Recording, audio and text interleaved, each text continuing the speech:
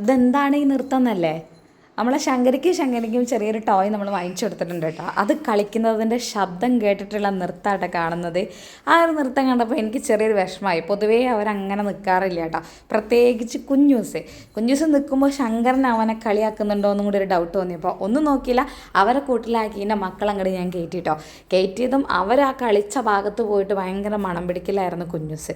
അത് പിന്നെ പതിവ് പോലുള്ള പരിപാടി തന്നെയാണ് കേട്ടോ. പിന്നെ അവരുടെ ഒരു ലോകമായിരുന്നു കുറച്ച് അധികം സമയത്തേക്ക് അകത്തുണ്ടായിരുന്നത് കേട്ടോ.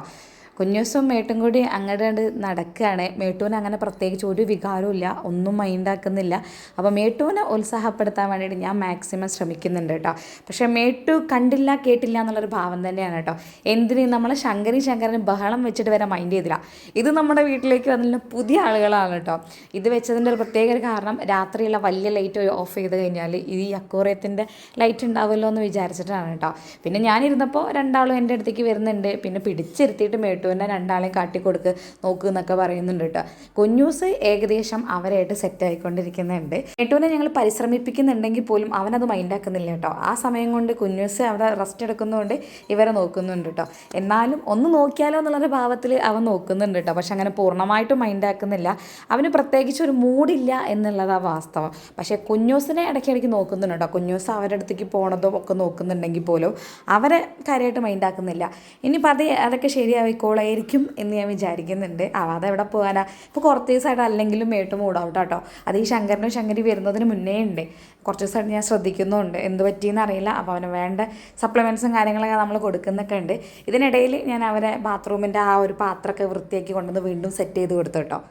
അവർക്ക് പുറത്തേക്ക് ഇറങ്ങി ഇവരെ കൂടെ കളിക്കണം എന്നുണ്ട്. പക്ഷേ എന്തോ ഒരു ധൈര്യക്കുറവ് അതിന് സമ്മതിക്കുന്നില്ല കേട്ടോ. ഇതിനിടയിൽ അവർക്ക് വാങ്ങിയ പുതിയൊരു ടോയ് ഞാൻ കുഞ്ഞൂസിനെ പരിചയപ്പെടുത്താൻ വേണ്ടി നോക്കി, അവൻ കളിച്ചോട്ടെ എന്ന് വിചാരിച്ചിട്ട്.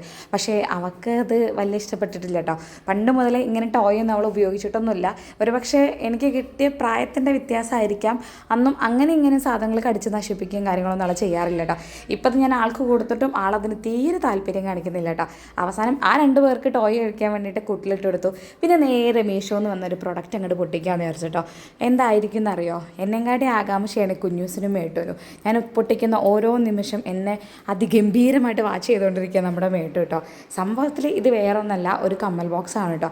അത്യാവശ്യം കമ്മലുകൾ ഒരുപാടില്ല, കുറച്ച് കമ്മലുകളൊക്കെ ഉണ്ട്. അതൊന്ന് ഓർഗനൈസ് ചെയ്ത് വെക്കാൻ വാങ്ങിച്ചിട്ടുള്ളൊരു ബോക്സ് ആട്ടോ. 178 രൂപ ഉള്ളൂ. അതിനുള്ളൊരു വർത്തൊക്കെ ഉണ്ട് കേട്ടോ. അത്യാവശ്യം നല്ലൊരു ക്വാളിറ്റി ഉള്ള പോലൊക്കെ ഫീൽ ചെയ്തു. ശരിക്കും ഇതൊന്ന് ഓപ്പൺ ആക്കാനോ മര്യാദയ്ക്ക് പിടിക്കാനോ ഇവർ 2 പേരും എന്നെ സമ്മതിക്കുന്നില്ല കേട്ടോ. എന്തായാലും കമ്മലൊക്കെ അറേഞ്ച് ചെയ്ത് വെച്ചിട്ട് ഞാൻ എന്തായാലും നിങ്ങളെ കാണിച്ചു തരണ്ടേ. ഇനിയിപ്പോൾ അധിക സമയത്ത് നിന്ന് കഴിഞ്ഞാൽ ഒരു പക്ഷേ ഇതെൻ്റെ കയ്യിലുണ്ടാവില്ല. അതുകൊണ്ട് വേഗം ഇതൊക്കെ ഒന്ന് മാറ്റി വെക്കട്ടെ കേട്ടോ.